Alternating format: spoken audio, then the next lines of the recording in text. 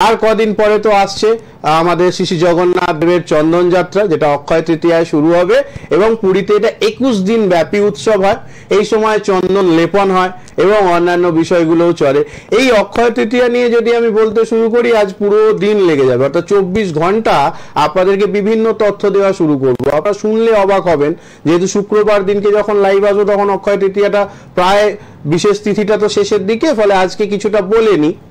সেটা যে অক্ষয় তৃতীয়ার দিনকেই কিন্তু মহাকাব্য আমাদের মহাভারত লেখা শুরু হয়েছিল এবং লেখা শুরু করেছিলেন আমাদের সকলের আরাধ্য এবং সমস্ত বিঘ্ন যিনি হরণ করেন শ্রী সিদ্ধিদাতা গণেশায় নমঃ। আমরা প্রতিবার শুরুতে বলি, অর্থাৎ সেই গণেশজি কিন্তু এই মহাভারত লেখা শুরু করেছিলেন অক্ষয় তৃতীয়ার দিনকে।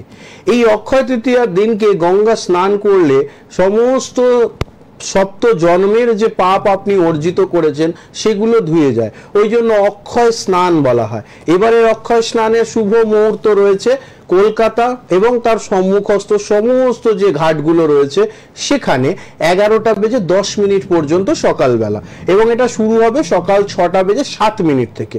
এই ধরনের বিষয়গুলো সমস্তটাই এই ডেট টাইমিংগুলো মেনে যদি আপনারা গঙ্গায় স্নান করেন অল্প করে, বা যারা গঙ্গায় যেতে পারছে না বয়স্ক মানুষ, তারা যদি নিজের বাড়িতেও গঙ্গার জলে কিছুটা স্নান করেন, আপনাদের কিন্তু অবশ্যই অক্ষয় প্রাপ্তি হবে এবং আর্থিক সমৃদ্ধি হবে। আমাদের অনেক সময় প্রশ্ন আসে, আমার কাছে প্রচুর আমার ক্লায়েন্ট রয়েছে যারা বলে, দাদা জন্মছকে তো সব মোটামুটি আপনি বলছেন ভালো রয়েছে, তাহলে আমার গ্রোথ হচ্ছে না কেন? গ্রোথ হচ্ছে না কারণ কোথাও না কোথাও আপনার এনার্জিগুলো ব্লকেজ রয়েছে।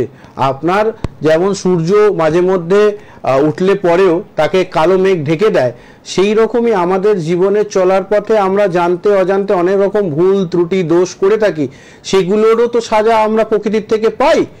সেগুলোকে ধুয়ে দেওয়ার জন্য মা গঙ্গার এই অক্ষয় স্নানের ব্যবস্থা হয়, আর তার থেকে কিছুদিন পরেই সমস্ত ভালো ভালো তিথি অনুষ্ঠানগুলো হতে শুরু করবে। ফলে এই চন্দন লেপন কেন করা হয় অক্ষয় তৃতীয়াতে? আমাদের শাস্ত্রীয় বিধান অনুযায়ী এই চন্দন লেপন যে সময় হচ্ছে অক্ষয় তৃতীয়ায়, কারণ চন্দন শরীরে যদি লেপন করা হয়, জগন্নাথ দেবকে যখন করা হয়, আমাদের বেশ কিছু মানুষজন আছে তারাও মানে উড়িষ্যাতে বা উত্তর ভারতে, মধ্য ভারতে, তারাও কিন্তু চন্দনটা লেপন করেন। এই চন্দন লেপন করলে কি হয়, শরীর ঠান্ডা থাকে।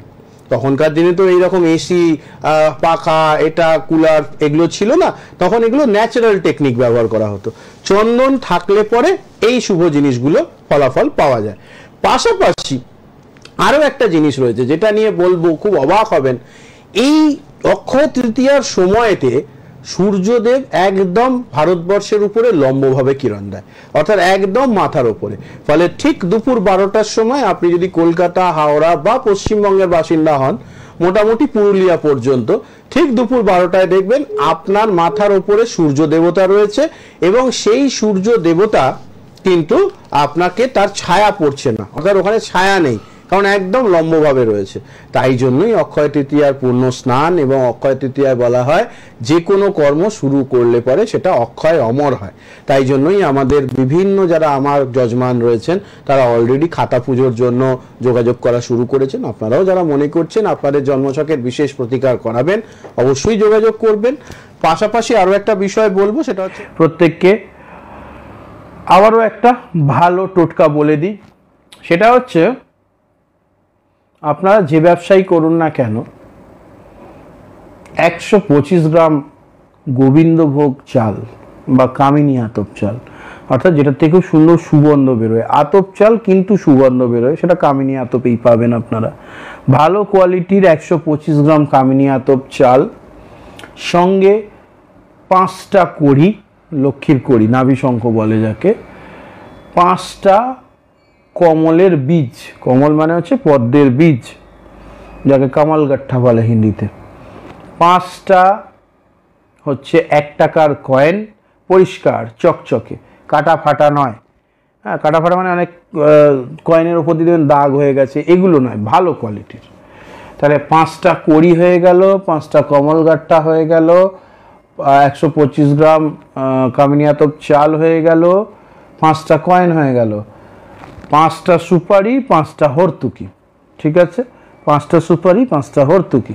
তাহলে হরতুকি, সুপারি, 5টা কয়েন, 5টা কড়ি, 5টা কমল গাঠা 125 গ্রাম চাল আর 5 খণ্ড গোটা হলুদ শুকনো করা, 5 খণ্ড গোটা হলুদ শুকনো করা, এই 7টা আইটেম একসঙ্গে নিয়ে একটা নতুন লাল শালু কাপড়ে যত্ন করে বেঁধে নেবেন।